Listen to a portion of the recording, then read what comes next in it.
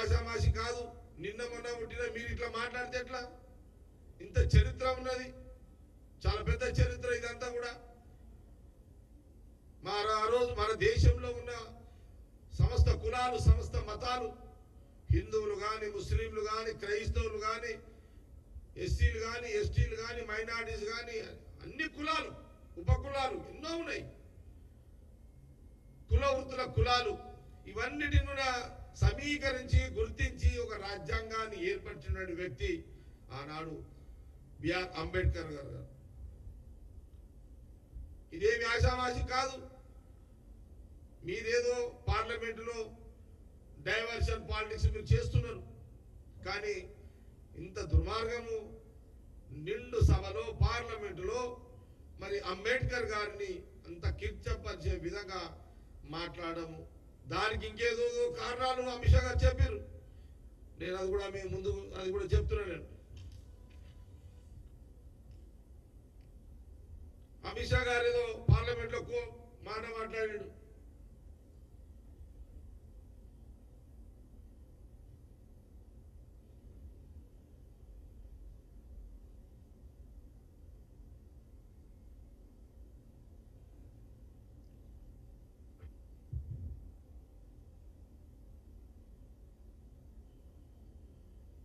ఒక మాట ఏ మాట్లాడిండు అమిత్ షా గారు? అంబేద్కర్ గారు ఏమైనా దేవుడా? పదే పదే మీరు అంబేద్కర్ గారి నుంచి ఎందుకు ప్రస్తావన చేస్తున్నారు? రాహుల్ గాంధీ గారు అని ఆయన ఒక హోమ్ మినిస్టర్గా మరి అమిత్ షా గారు అనడము, ప్రధానమంత్రి మోడీ గారు దాన్ని సమర్థించడం. ఒక విషయాన్ని చెప్తున్నాను, ఏమన్నాడు అది? అదేంటి నువ్వు చెప్పు. నువ్వు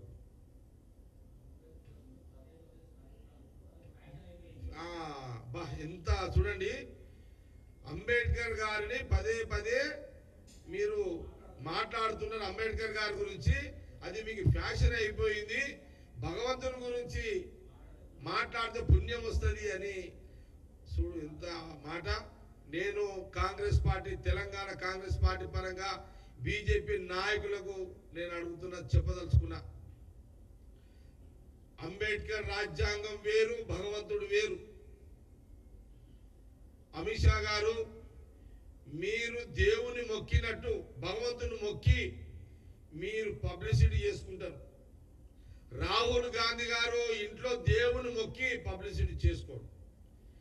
అమిత్ షా గారికి, బీజేపీకి, రాహుల్ గాంధీ గారికి, రాహుల్ గాంధీ కుటుంబానికి తేడా ఏంటంటే, రాహుల్ గాంధీ గారు ఇంట్లో దేవుని మొక్కుతాడు, కానీ దేవుని మొక్కినని పబ్లిసిటీ చేసుకోడు.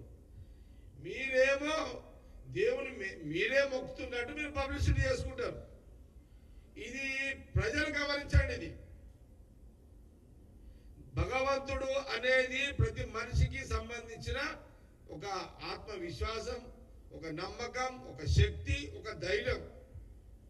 భగవంతుడు మనం మనసులో అనుకుంటాం దేవుని గురించి, భగవంతుడా నాకు ఇన్ని కష్టాలు ఉన్నాయి, నా బాధలను తొలగించు అని దేవుని మొక్కి రాత్రి ప్రశాంతంగా నిద్రపోతాం. ఏదో ఒక రోజు దేవుడు మార్గం చూపిస్తాడని ఒక నమ్మకం.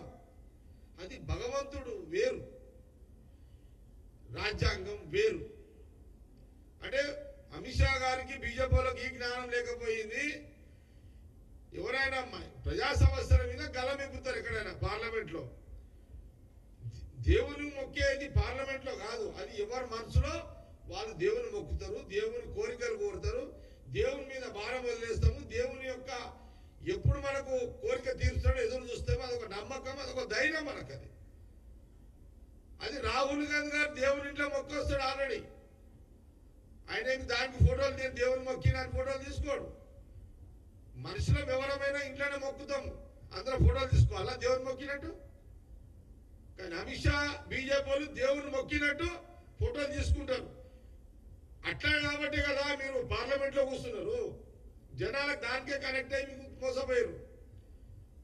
కానీ భగవంతుడు ప్రతి మనిషికి సంబంధించిన ఎవరి వ్యక్తిగత వాళ్ళకి సంబంధించిన అంశము దేవుని మనసులోనే మనసులోనో గుడిలోనో లేకపోతే మనము మొక్కుతాం దేవుణ్ణి.